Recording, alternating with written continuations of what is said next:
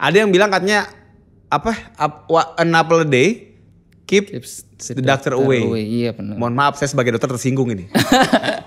Emang dikata kita kayak vampir ketemu bawang putih hilang gitu kan? Enggak dong.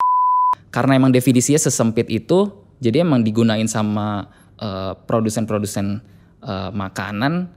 Ya udah bisa aja nih makanan gue sebut superfood dan kita jual aja supaya terlihatnya sehat dan lebih menjual gitu. Tapi kalau gitu berarti yang melabeli superfood ini produsennya dong, bukan masyarakat dong? Iya bukan.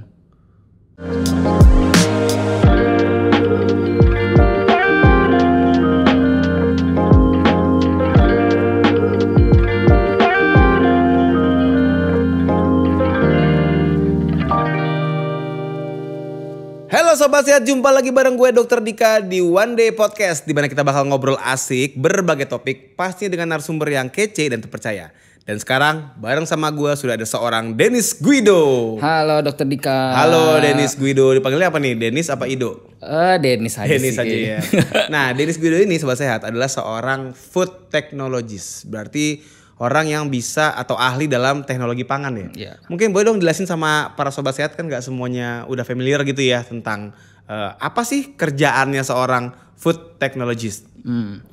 Mungkin kalau banyak yang belum tahu, jadi ada satu ilmu yang disebut sama teknologi pangan. Teknologi pangan. Jadi emang kita belajar semua ilmu sains yang bisa diterapin ke makanan.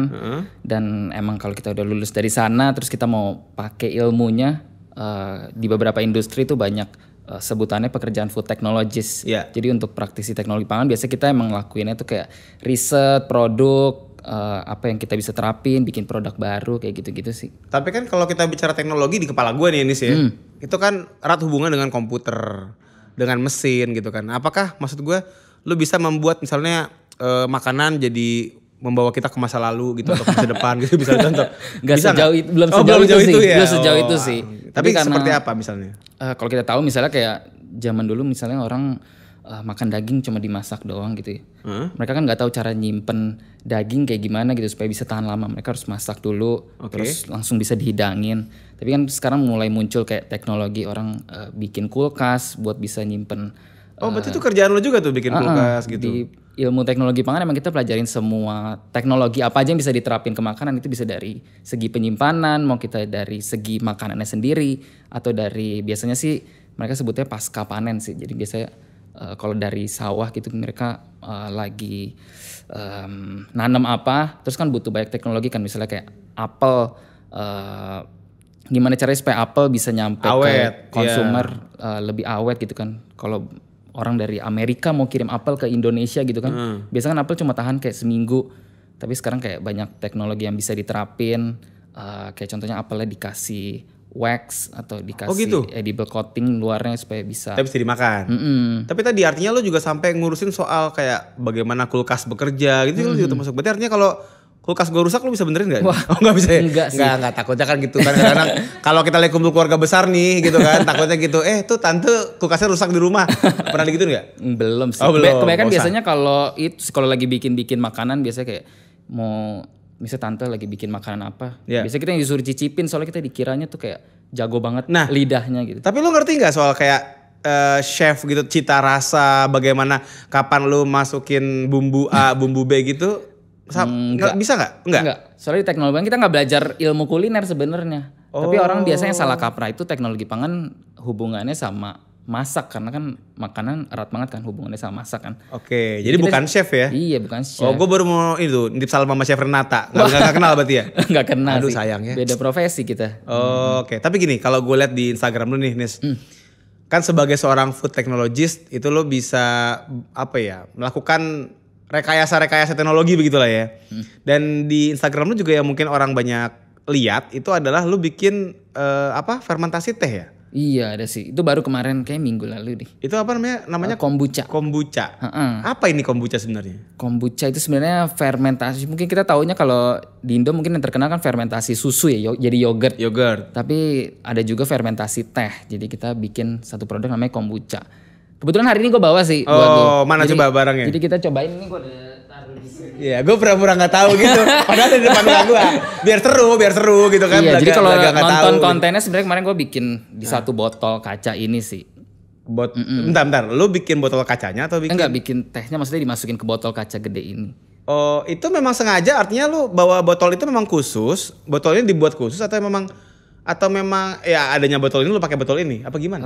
Enggak sih, sebenarnya bisa pakai botol apa aja sih. Oh gitu. Tapi karena gue bikinnya dalam skala banyak itu langsung banyak, jadi gue carinya botol gede. Apa yang membuat dia berbeda dengan teh biasa nih? Sebenarnya ini dibuatnya dari teh biasa. Tapi teh biasa kan biasa kita langsung minum kan. Tapi kalau ini kita diemin, kita taruh satu kultur bakteri, terus kita kayak diemin kayak seminggu gitu. Nanti tehnya bakal jadi asam terus agak bersoda dikit. Oh, agak bersoda. Oh. Mungkin kalau orang bilang kayak mungkin nanti bisa cobain kali. Iya. Boleh cobain sekarang aja nih. Mau lagi harus beneran gue. Coba. Tapi ini karena udah kepocong dari di perjalanan, jadi ini takutnya gue jadi pasti. Meledak kan nih dibuka nih? Oh iya dikit. Oh, ada pstnya gitu ya. Iya. Ini bikin mabok nggak nih? Enggak kan? Enggak sih. Oh. Orang banyak yang kira ini bikin mabok soalnya. Dan itu tampilannya kayak bir gitu kan? Ada busa-busanya. Gimana? Coba gue nyobain dulu. Aman sih, aman. Oke gitu. Cheers dulu dong. Oh. Ini udah habis. Mantap. Udah habis. Gimik doang lo minumnya. Oh iya lucu rasanya ya. Enggak. Mungkin ada yang mau cobain juga kali sekalian udah habis ini ya. Sabar habis ini. Belum. Masih banyak, tenang aja. Iya rasanya asam ya. Mungkin kalau ingat dulu ada sekarang masih ada si Pepsi. Ya? Iya minuman. Boleh sebut merek kan dia. Ya udah disebut juga sih. Paling kan disensor kalau nggak boleh. Tapi maksud gue gini, beda juga sama tadi produk yang lo sebutin. Ini kan juga asam. Ada manfaat ininya nggak kesehatannya gitu? Paling kalau produk fermentasi biasanya kita kaitinnya sama probiotik sih ya. Nah, jadi ada nih? Ada. Oh. Karena ini kan nggak abis difermentasi kan nggak diproses panas apapun kan. Jadi ini masih ada bakteri hidup yang di dalam. Oh, pantesan terasa ada yang gerak-gerak gitu. Oh enggak ya? Oh enggak. Mungkin ada yang manggil-manggil sekarang di mulut. Iya. Enggak, tapi sama dengan produk ya you know kan ya yang katanya kalau minum 2 kali sehari terus ususnya jadi sehat gitu sama reaksinya atau manfaatnya sama nggak kayak gitu? Bisa jadi dibilang sama sih, tapi kalau dilihat secara jenis bakterinya gitu-gitu pasti beda jauh sih sama produk yang. Tapi bakteri baik juga toh? Bakteri baik juga. Atau bakterinya ini baiknya nggak baik-baik amat gitu kayak? Baik seharusnya ya. Baik kalau berdasarkan banyak baca-baca sih. Oh, apa sih maksud bakteri baik itu? Apakah suka menolong sesama gitu? Bagaimana? Ya, pasti bakteri baiknya pasti bagus buat tubuh sih, nggak ada efek. Oh, kalau kita tahu kan jadi kayak penyakit maksudnya. Orang kan kalau dengar kata bakteri kan biasa taunya kan kuman jahat. Iya, kuman gitu ya. jahat. Padahal kan ada bakteri juga yang bisa bantu sistem. Oke. Dan ini lu bikin sendiri? Maksud gue emang lu belajar bikin atau lu kayak out of nowhere kepikiran pengen bikin Ini atau emang bikin sendiri sih. Kalau di teknologi pangan ini biasa ada satu mata kuliahnya emang teknologi fermentasi. Jadi kita belajar semua makanan yang bisa difermentasi. Apa aja sih biasanya contohnya? Itu kayak dari susu, ini ada teh jadi kombucha, terus biasanya sekarang yang terkenal juga ada kefir, itu temennya yogurt tuh. Oh iya, tapi lebih asam banget biasanya. Yogurt, kefir, terus mungkin ada ikan juga bisa difermentasi. Ikan difermentasi. Itu kan mungkin makanan daerah, kayak ikan peda namanya deh kalau nggak salah. Oh iya? Emang ada yang pernah makan peda nggak? Ikan asin gitu ya? Ikan asin mah beda, dikeringin ikan asin mah. Biasa anak komplek klaster jarang makan ikan asin. Iya ada kayak ikannya dibalut daun pisang. Terus kayak pepes dong itu mah. Terus kayak pepes kan yang ikan. Iya tapi prosesnya kayak gitu, cuman dia kayak didiemin lama gitu. Kalau kayak tahu tempe juga fermentasi kan ya? Tempe fermentasi iya. Tahu? Iya. Kalau tahu bukan. Kalau tahu tuh dia sari kedelai dipadetin gitu. Oh, itu bedanya tahu sama tempe. Iya. Kalau tempe kan kacang, bener-bener kacang nanti dia diselimutin jamu. Lu tahu tempe enggak, Nat? Lu makan salmon mulu sih. Kali-kali makan tahu tempe gitu loh. Kefir kan yogurt tadi ya. Nah, kayak tadi contohnya yogurt sama kefir. Beda enggak secara manfaatnya? Kalau kefir tuh dia lebih spesial soalnya dia campuran dari banyak macam bakteri gitu, lebih banyak jenisnya. Oh, lebih rame berarti bakterinya? Lebih rame. Kalau yogurt kan emang karena udah lebih industrial, jadi dia kan cuma pilih satu strain bakteri yang cocok buat produksi yogurt gitu kan. Tapi kalau kefir dia lebih banyak bakterinya. Lebih luas lagi. Tapi kalau misalnya ntar bakterinya konflik di dalam, apakah tetap baik? Itu bisa diteliti tuh. Jangan-jangan jadi jahat. Kayaknya enggak sih. Kalau jahat mungkin nanti dia bakal ntar Tapi sorry kelihatan. deh, yang namanya teknologi pangan ini di Indonesia udah banyak belum sih orangnya? Ahli teknologi pangan? Kalau lihatnya dari segi perkuliahannya udah banyak. Tapi kalau yang ngelanjutin ilmunya buat dipakai di dunia pekerjaan mungkin Nggak banyak. harus dipertanyain lagi. Lah terus ngapain ngambil kuliah itu kalau gitu? Kerja Karena di bank lagi ujung-ujungnya. Kan sering gitu ya, ngambil ke perikanan, kelautan, kerja di bank. Karena emang gitu. kalau dilihat dari kayak industrinya gitu emang belum belum demand sebanyak di luar negeri sih. Kalau di luar negeri mungkin sekarang startup pun udah ada jenis baru gitu, startup food tech gitu. Tapi kenapa nih? Kan orang-orang Indo kan suka makan. Kita kan Iya. ibaratnya ngumpul gak ngumpul makan gitu. Terbalik gak sih? Makan gak makan ngumpul ya? Oh iya. Iya Baliknya gitu lah. benar. Emang kita relate banget sama makanan, tapi masalahnya belum sebanyak itu teknologi makanan diterapin di Indonesia. Karena mesinnya belum ada atau Ya mungkin kondisi karena atau karena mahal. Ya karena mahal juga mungkin. Karena emang ya konsumennya demandnya belum butuh teknologi yang semacam rupa. Ini ceritanya sebenarnya agak bisa gue ceritain sih. Dulu kan gue kantoran kan. Dulu tuh maksudnya kapan? Dulu zaman tahun Soeharto. Tahun lalu. Oh, oke. Jadi sebelum gue jadi content creator tuh gue 3 tahun di industri kan. Emang kerjanya sebagai research and development. Oke. Jadi emang kerjaannya gitu ya, kita emang nerapin teknologi apa atau bahan sains apa yang bisa ditambahin ke produk supaya produknya punya nilai jual yang lebih tinggi atau menguntungkan buat perusahaan gitu. Jadi kita tuh sering kayak survei market kayak Survei membuktikan gitu. Iya, macam-macam gitu. Tahu gak sih acara itu? Tahu ya kayaknya ya. Tahu gak lo acara-acara itu?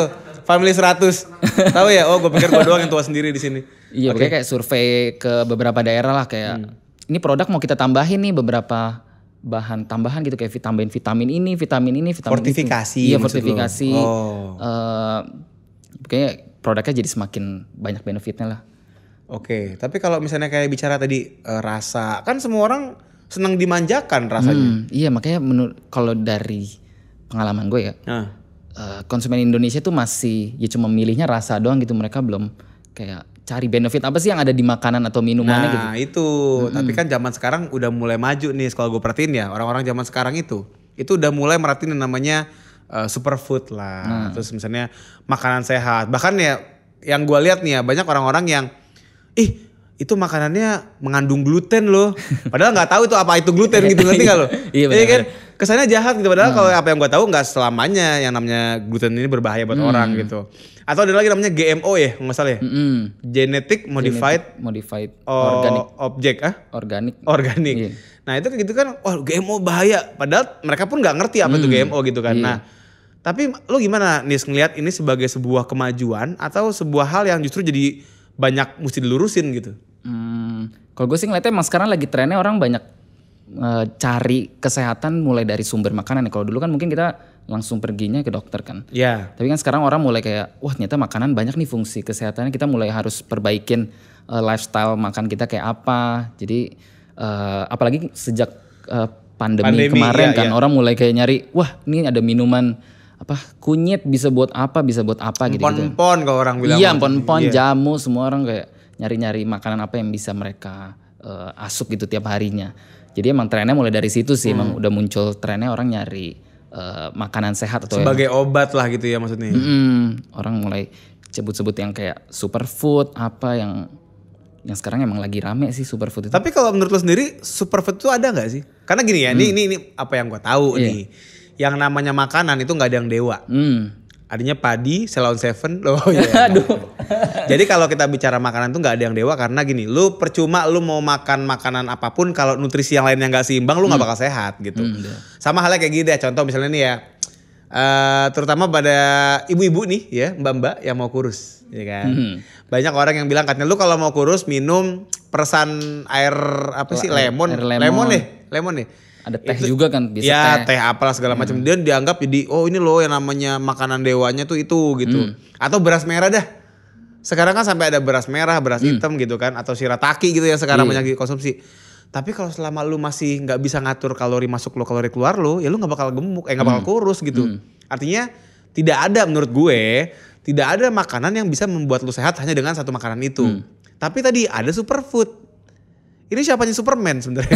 Enggak, tapi kalau menurut lo superfood ini apa sebenarnya? Itu gue setuju banget sih yang tadi lu Superman? bilang. Superman, dekat-dekat sama Superman. Ini dulu gue sempat ke Universitas Udayana di Bali. Khusus buat ngomongin superfood doang. Abis lu pengen healing juga sekalian. Iya emang sih benar. Iya. Terus? Di situ gue benar-benar nggak ngomongin makanan apa yang jadi superfood, makanan apa yang bisa jadi superfood. Justru di seminar itu gue justru mempertanyakan itu definisi superfood itu apa sebenarnya. Karena emang setelah gue riset buat bisa ngomong di seminar itu, ternyata emang nggak ada definisi pastinya gitu kan buat jadi superfood. Kayak sekarang orang justru kayak gunain istilah superfood itu buat bikin produknya terlihat lebih sehat, lebih menjual gitu kan. Kayak macam-macam kayak acai, terus kayak buah acai itu kalau kata orang Sunda mah ngiler tuh, kalau ngiler. Orang ngiler tuh ya kalau orang Sunda namanya ngacai itu. Acai, goji berry kan pokoknya yang makanan-makanan yang kelihatannya kayak eksotik, kayak baru banget nih, apaan nih makanan. Kenapa mereka bisa lantas melabelkan superfood pada makanan-makanan itu? Pasti ada argumennya dong. Ada. Apa yang mereka kalau dari definisinya emang ada definisi dari European EUFIDH lah pokoknya singkatannya. Emang mereka definisiin makanan yang memiliki benefit kesehatan lebih daripada makanan-makanan lainnya. Tapi itu kan masih subjektif banget kan, maksudnya kan lebihnya itu lebih dalam apa, lebih seberapa banyak gitu-gitu kan yang harus dipertanyain kan. Jadi emang karena emang definisinya sesempit itu, jadi emang digunain sama produsen-produsen makanan. Ya udah bisa aja nih makanan gue sebut superfood dan kita jual aja supaya terlihatnya sehat dan lebih menjual gitu. Tapi kalau gitu berarti yang melabeli superfood ini produsennya dong, bukan masyarakat dong? Iya bukan. Jadi strategi marketing dong namanya. Iya emang superfood ini terkenalnya sampai sekarang orang pakainya buat strategi marketing. Karena emang belum ada regulasi atau legal apa yang bisa definisinya, maksudnya definisi pastinya tuh apa belum ada. Definisi pasti dan juga regulasi orang bisa nambahin kata superfood tuh belum ada. Contoh gini deh, contoh makanan yang paling banyak dicari masyarakat karena dipercaya sebuah superfood tuh apa? Mungkin kayak tadi kayak goji berry. Goji berry itu apa sih? Apanya Godzilla? Gue tuh Godzilla tau lah Godzilla. Itu kayak berry-berry dari luar sih. Berry-berry itu penyakit. Lo tau kekurangan vitamin B, lo jadi berry-berry. Berry aja tanya. Oh iya berry. Berry dari luar. Kayak biasa ciri superfood tuh makanannya eksotik, jarang kita denger gitu sih. Tapi kan maksudnya kalau berry kayak lo even strawberry pun atau blackberry, raspberry itu kan juga berry-berryan. Emang nggak ada manfaat. Maksudnya emang beda sama si goji berry. Nah itu, makanya sebenarnya kayak mau tiap produsen pun kayak gue nanam blackberry nih contohnya. Terus kayak kita bilang aja nih blackberry superfood, kita cari tinggal paling kandungan vitamin C-nya lebih banyak dikit daripada berry apa gitu kan. Ya mereka tinggal klaim superfood dan nggak ada yang melarang mereka buat kasih nama itu superfood. Iya karena memang nggak ada klaim definisi pastinya ya tadi. Jadi orang mau bikin blackberry lebih sehat daripada Nokia itu juga bisa ya. Ini kalau kombucha misalnya gue jual botolan gitu literan, kita bilang ini kombucha dibuat dari teh, tuh teh ini adalah superfood, itu nggak masalah. Nggak ada yang akan nuntut lu gitu kan. Tapi kalau kayak gini misalnya contoh nih, gue ngasih contoh kayak misalnya buah, nggak usah yang goji berry atau teman-temannya lah, apel. Ada yang bilang katanya an apple a day keeps the doctor away. Iya benar. Mohon maaf saya sebagai dokter tersinggung ini. Emang dikata kita kayak vampir ketemu bawang putih hilang gitu kan, enggak dong. Mungkin memang maksudnya adalah gini tadi, lu kalau makan apel itu bisa dibilang lu akan nggak ketemu sama dokter karena lu sehat. Tapi kalau kayak ketemu di podcast ini boleh dong ketemu dokter, nggak apa-apa dong. Nggak, maksudnya adalah kalau lu bisa konsumsi apel ini kan lu dikatakan bisa lebih sehat kan. Tapi kan tadi maksud gue lu makan apel tapi lu begadang mulu kerjaannya ya gak? Mabok-mabokan gitu misalnya kan, ngerokok ya kan. Kan gak bakal sehat juga. Ke dokter-dokter juga dong berarti kan. Nah artinya makanya kenapa sebenarnya kenapa Kur? Mabok-mabokan ya. Iya kemarin katanya naik kapal feri mabok dia. Kalau mabok ke laut.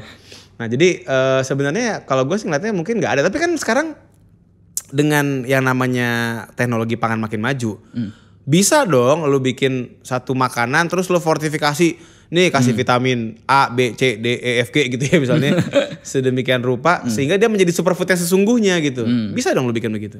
Kalau itu ada sekarang biasanya yang terkenal kalau buat buah-buahan gitu ada yang tadi disebut GMO gitu sih kayak rekayasa genetika. Biasanya mereka bisa ngatur gen tanamannya supaya bisa menghasilkan buah yang diinginkan gitu, yang entah buahnya mau lebih bernutrisi atau buahnya lebih mudah nggak keganggu sama hama gitu-gitu. Emang sekarang ada teknologi jadi kayak gitu sih. buah bisa gimana tuh? Buah bisa nggak diganggu hama? Apakah buahnya ntar bisa ngeluarin senapan gitu? Kayak macam-macam gitu, tapi kayak gimana? senapannya bukan senapan yang tembakan, mungkin Bukan senapannya kayak Plant vs Zombie gitu nggak ya? bukan. Oh, bukan. Mereka tanamannya senapannya mungkin kayak kulitnya mungkin ditambahin kayak polifenol atau apa semacam itu supaya polifenol itu kan emang tujuannya di tanaman mereka buat kalau dimakan serangga gitu pahit mereka nggak mau makan. Oh lagi jadi nggak gitu suka. kan. Oh kalau model-model kayak semangka tanpa biji? Itu juga Itu GMO juga? GMO juga. Nah tapi kata orang nih Nis, katanya kalau lu makan makanan GMO nggak bahaya, nggak baik buat lu. Itu kenapa? Bisa. Apakah memang benar? Kalaupun benar, apakah nanti gen lu ikut berubah juga? Bagaimana? Lu jadi tanaman gitu gitu kan? Nggak sampai se ekstrim itu sih. Tapi kalau yang gue baca-baca sih emang sampai sekarang belum ada kayak bukti valid apa yang bilang kayak GMO tuh berbahaya. Karena emang GMO ini kan praktik teknologi yang yang banyak menguntungkan juga sebenarnya kalau kita lihat dari sisi menguntungkan tuh kayak bisa menguntungkan dari segi petaninya terus juga segi konsumen. Emang yang lebih ditonjolin kan itu kan benefitnya, tapi kadang-kadang emang orang kalau udah dengar kata rekayasa terus kayak kita coba ganti-ganti something yang alami gitu kan emang lebih apa namanya kayaknya lebih serem aja gitu kayak tapi gini. Nah lu sebagai ahli teknologi pangan setuju nggak bahwa yang namanya alami selalu lebih baik daripada yang direkayasa? Sampai sekarang sih enggak sih. Kenapa? Karena emang kerjaan lu begitu. Enggak juga sih. Selain itu, maksud gue objectively speaking. Iya betul. Apa yang karena emang berpikir tuh aman? Dulu gue sempat mikir sih kalau semua yang diproses tuh ternyata kayak berbahaya kan. Kita ngasih proses panas ke misalnya kita kasih apa kita panasin kan nutrisinya ada yang hilang something like that kan. Tapi yang bisa gue percaya sih emang ada makanan yang alami lebih bagus dan juga ada makanan yang lebih baik diproses gitu sih. Nah kalau bicara kayak zat pengawet, Nis, itu kan orang kalau sekarang nih ya kalau kita misalnya baca nih atau denger, oh dia makanan mengandung zat pengawet, iya kan? Atau misalnya sekarang yang sebaliknya juga banyak makanan yang dianggap sehat karena tanpa zat pengawet. Nah maksud gue kan zat pengawet kan udah ada di BPOM gitu kan. Artinya harusnya nggak apa-apa dong. Kenapa dimusuhin? Ya itu mungkin tadi yang kayak tadi gue bilang kayak sesuatu yang alami kalau kita coba rekayasa, kita coba ganggu sedikit orang apalagi sekarang dengar bahan kimia apa kan udah serem ya kayak denger orang bilang kimia kan ngeri ya padahal namanya garam itu juga kimia. Iya dong. Kan NaCl. Belajar kan lu pas dulu SMA kimia natrium ketemu sama klorida jadinya natrium klorida sama dengan garam. Iya, sekarang kan kalau ada pengawet kayak sodium, misalnya sodium benzoat gitu kan orang dengar apaan nih benzoat kayak apaan? Kenapa ada di makanan gua gitu kan? Jadi orang apa namanya? Ya mungkin arahnya langsung negatif. Itu kan persepsi. Tapi sebenarnya gimana? Kalau sebenarnya sih karena emang udah ada di BPOM ya seharusnya ya. Kalau gue lihat sih emang seharusnya udah aman sih karena BPOM kan pasti udah ngelakuin lebih banyak apa ya kayak lebih banyak studi dibanding kita yang nggak merhatiin gitu kan dan mereka udah nentuin taraf minimalnya taraf maksimalnya berapa gitu kan jadi emang kalau selama itu diturutin sama produsen dan kita juga nggak konsumsi secara berlebihan ngikutin label yang dianjurkan sih menurut gue sih fine jadi kalau gue sih nangkapnya gini sih Nis artinya lu jangan yang terlalu anti banget sama satu makanan gitu ya. Tapi juga jangan terlalu mendewakan satu makanan juga, ya kan? Tadi kan kalau misalnya kita ngomongin superfood, nggak ada gitu satu makanan yang kalau lu makan terus jadi hidup abadi gitu misalnya itu nggak ada kan? Kecuali itu tuh, lu pada tahu Dragon Ball nggak? Nggak tahu Dragon Ball ya? Aduh, tahu lah Goku. Ada yang namanya kacang, iya. Pokoknya sekali makan, udahlah nggak seru kalau nggak dua yang tahu lah. Kalian tuh pada nonton apa sih zaman sekarang? Hah? Doraemon juga zaman gue juga Doraemon ada. Oke, intinya gini, nggak ada satu makanan yang kalau lu makan dia sendirian lantas lu jadi sehat gitu ya. Dan juga sebaliknya, selama nih makanan itu dia ada BPOM-nya, harusnya yang nggak haram-haram amat dong untuk dimakan gitu. Kecuali kalau racun tikus lu makan gitu ya jangan. Tapi kan nggak ada BPOM-nya racun tikus ya kan. Nggak pernah gue ngeliat racun tikus ada BPOM-nya. Artinya ya bijak lah, nggak perlu sampai nggak perlu sampai terlalu ketakutan gitu juga kan. Dan tadi kalau yang lu bilang barusan soal rekayasa gitu kan, kalau lu bikin kayak begini, bayangan lu ntar makin ke masa depan nanti makanan akan seperti apa sih Nis? banyak sih kalau dibahas makanan depan kayak apa, soalnya apa namanya?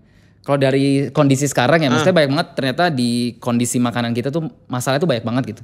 Kayak misalnya kayak daging gitu kan. Sekarang daging orang udah permasalahin kebanyakan konsumsi daging atau kebanyakan produksi daging nggak baik buat lingkungan kayak gitu-gitu kan. Kenapa lingkungannya? Limbahnya atau gimana? Bukan limbahnya sih, emang kayak apa tuh sebutannya? Ekosistemnya. Iya, kayak keseimbangan. Gas emisi yang dihasilkan gitu-gitu emang dari produksi daging kan maksudnya lebih banyak dibandingkan produksi makanan lain gitu kan. Jadi emang emisi artinya apa? Gas gitu yang keluar atau gimana? Dari mana gasnya keluar ya? Kalau dari sapi kan ini biasanya mereka kentutnya kentutnya kan buangan anginnya itu kan metana kan. Metana tuh yang pokoknya emisinya kurang baik lah buat lingkungan. Oh gitu. Ya kalau gitu sapi dipakein pampersnya gimana? Nggak bisa, tetap ngerembes. Oh ngerembes.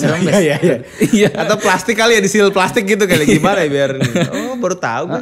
Jadi emang kalau dari segi lingkungan ada masalah juga. Jadi emang kalau ayam gimana ayam? Kalau ayam juga ada sebenarnya, tapi emang kecil, lebih rendah dibanding sapi sih. Sekarang jadi concern utama orang gimana cara. Ikan enggak dong? Ikan buang angin di air, nggak sampai ke udara bebas dong.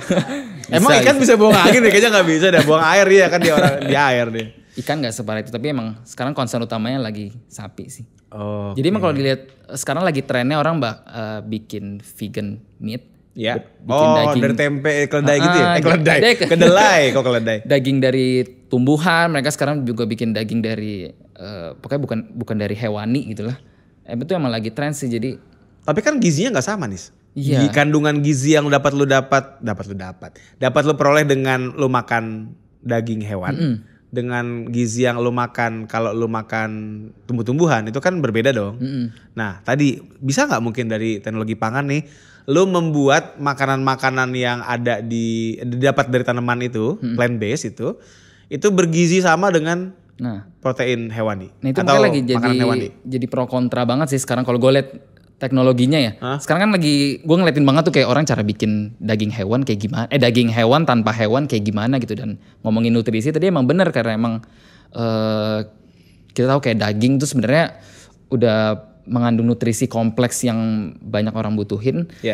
Gimana caranya si plant based ini bisa menyerupai nutrisinya gitu. Emang ada contohnya sih sekarang kalau mau search misalnya kayak ada orang bikin nama mereknya Impossible Foods, mereka bikin patty burger kayak SpongeBob gitu. Iya, kayak patty burger tapi bener-bener dari tumbuhan semua. Dan emang mereka sekarang lagi concernnya nyari-nyari bahan nutrisi yang nggak dipunyain sama produk tanaman ini bisa sama kayak daging. Kayak contohnya mereka sekarang yang gue tahu contohnya kan kalau di daging misalnya ada warna merah khusus kayak dari hemoglobin gitu. Iya. Nah mereka sekarang lagi cari caranya supaya bisa bikin hemoglobin. Hemoglobin. Green Goblin. Hemoglobin tapi dari kacang kedelai. Oh. Jadi mereka bikin namanya soy hemoglobin bla bla bla gitu-gitu. Itu lagi ini banget sih kalau mungkin kalau yang anak teknologi pangan mungkin sekarang arahnya lagi ngeliatin banyak teknologi kayak gitu tuh lagi seru banget sih. Lagi hype banget. Oke. Berarti ini masih banyak banget ya hal-hal yang bisa lu dan teman-teman lu kerjain untuk kesehatan pangan di dunia ini gitu ya. Oke, Nis, mungkin ada nggak pesan-pesan buat sobat sehat semua yang tadi masih terlalu mendewakan superfood dan mungkin terlalu takut untuk makan processed food? Enggak. Apa nih sobat sehat nih? Ya. Sobat sehat, karena emang ini dari awal gue bawa konten, emang concern gue kan sekarang konsumen di Indonesia tuh kurang memerhatikan makanan mereka gitu.